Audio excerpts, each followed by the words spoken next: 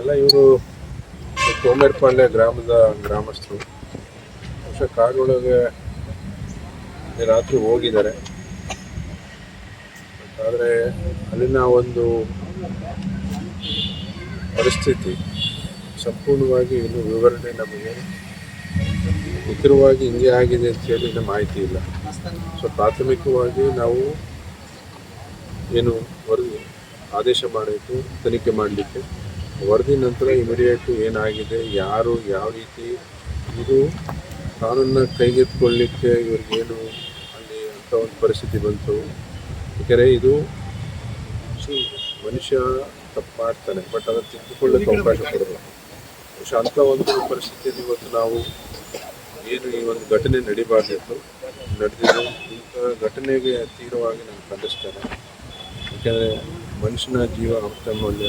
ಯಾಕೆಂದರೆ ನಾವು ಪ್ರಾಣಿ ಏನಾದ್ರು ಹತ್ಯೆ ಆದಾಗ ಬಹುಶಃ ನಾವು ಸಹ ಅಷ್ಟೇ ಅದಕ್ಕೆ ಬೆಲೆ ಕೊಡ್ತೇವೆ. ಈಗ ಅವರು ಸಂರಕ್ಷಣೆ ಮಾಡಬೇಕು. ಇವರಿಗೆ ಒಂದಲ್ಲ ಎರಡೆಲ್ಲ ವಾರ್ನಿಂಗ್ ಕೊಟ್ಟು ಇನ್ನು ಮೇಲಿನ ಅಧಿಕಾರಿ ಯಾವುದೇ ಒಂದು ಈ ಥರ ಘಟನೆ ನಡೆದಾಗ ಬಹುಶಃ ಅದಕ್ಕೆ ಕೋರ್ಟು ಕಾನೂನಿದೆ. ಬಹುಶಃ ಇವರು ಕಾನೂನನ್ನ ಕೈಗೆತ್ತಿಕೊಳ್ಳಲಿಕ್ಕೆ ಇಲ್ಲ, ಇವರು ಈ ಒಂದು ವಿಚಾರವಾಗಿ ಮುಂದೆ ಏನು ಅವ್ರ ಮೇಲೆ ಆ್ಯಕ್ಷನ್ ತಗೋಬೇಕು ಅಥವಾ ನೈಜ ಸ್ಥಿತಿಯನ್ನು ತಿಳ್ಕೊಂಡು ಆ ಒಂದು ಘಟನೆಗೆ ಸಂಬಂಧಪಟ್ಟಂಗೆ ಈಗಾಗಲೇ DC ಅವರು ಆದೇಶ ಮಾಡಿದ್ದಾರೆ ಮತ್ತು SP ಅವರು ಆ ಭಾಗದಲ್ಲಿದ್ದಾರೆ. ಈಗ ಉಸ್ತುವಾರಿ ಸಚಿವರು ಇಲ್ಲಿ ಬರ್ತಾ ಇದ್ದಾರೆ. ಈಗ ಆ ಕುಟುಂಬಕ್ಕೆ ಯಾವ ಥರ ಅವರಿಗೆ ಒಂದು ಧೈರ್ಯ ತುಂಬ ಕೆಲಸ ಆಗಬೇಕು. ಬಹುಶಃ ಉಸ್ತುವಾರಿ ಸಚಿವರನ್ನ ಸೇರಿ ಸರ್ಕಾರದ ಗಮನಕ್ಕೆ ತಂದು ಸರ್ಕಾರ ಮತ್ತು ಈಗ ಅರಣ್ಯ ಸಚಿವರಿಗೂ ಸಹ ವಿಷಯ ಈಗಾಗಲೇ ತಿಳಿಸಿದ್ದೇವೆ. ಬಟ್ ಮುಂದಿನ ಒಂದು ದಿನಗಳಲ್ಲಿ ಈ ಥರದ ಘಟನೆ ಯಾವುದೇ ಕಾರಣಕ್ಕೂ ನಡೀಬಾರ್ದು.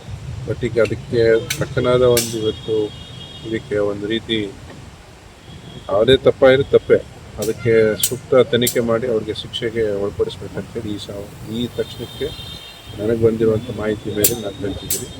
ಇನ್ನು ನಿಖರವಾಗಿ ತನಿಖೆ ನಂತರ ಇನ್ನೂ ಹೆಚ್ಚಿನ ಮಾಹಿತಿ ಏನು ಲಭ್ಯವಾಗುತ್ತೋ ಅದರ ಮೇಲೆ ಕಾನೂನು ಕ್ರಮ ಜರುಗಿಸಬೇಕಂತೇಳಿ ಮನವಿ ಮಾಡ್ತೇನೆ. ಬಟ್ ಎಲ್ಲರೂ ಶಾಂತಿಯುತವಾಗಿ ಬಹುಶಃ ಅದು ನಾವು ಏನು ಆಗಿದೆ ಅದಕ್ಕೆ ತಕ್ಕನಾದ ಶಿಕ್ಷೆ ಅದಾಗಲೇಬೇಕು. ಅದಕ್ಕೆ ಯಾರೇ ಆಗಲಿ ನಾವು ಹಿಂದೆ ಹೋಗೋ ಮಾತೇ ಇಲ್ಲ, ರಾಜಿ ಮಾಡ್ತಾ ಇದ್ದೀವಿ. ಧನ್ಯವಾದ.